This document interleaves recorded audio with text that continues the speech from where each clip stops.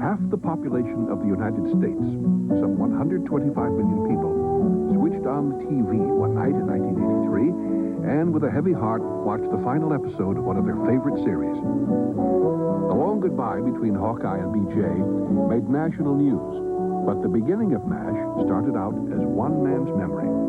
Dr. Richard Hornberger wrote the novel under a pseudonym. It was all about his experiences in a real-life Mobile Army Hospital unit during the Korean War.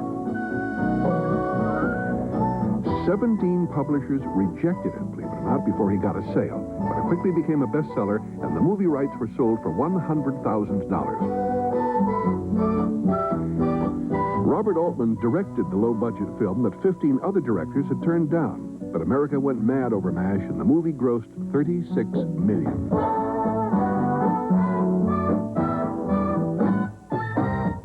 20th Century Fox, which owned the rights, knew a success wouldn't have had one, and work began shortly afterward on making the hit movie into a television series. The producer's idea was to combine two proven television themes, doctors and wars, into a sensitive situation comedy. And what they came up with was part comedy, part tragedy. And in the beginning, the network officials were nervous about that. They worried that the show wasn't always funny enough, and that it was sometimes a bit risque. And worst of all, in their view, it was very often serious. And they don't like serious comedy, folks.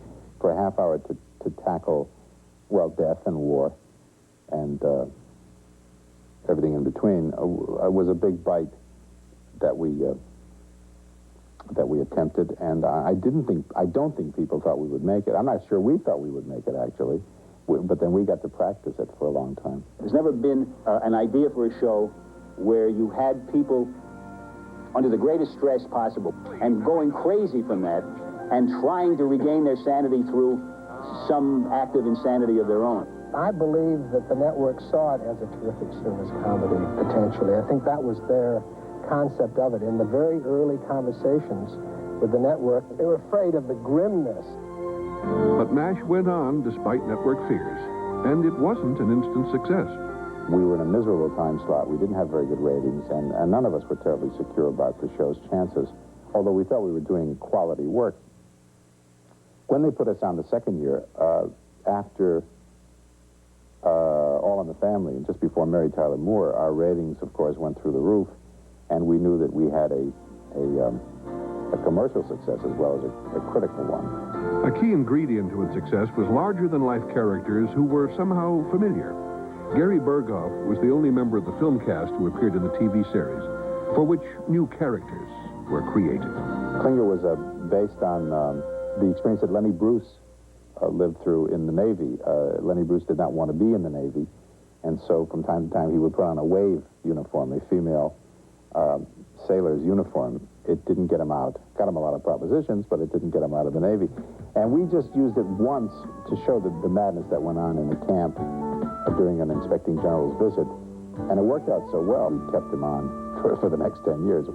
MASH earned countless awards and remained at the top of the ratings, right to its teary-eyed finish. I think the things that we have said are universal and lasting. I think the pursuit of peace and happiness is something that will be always classic.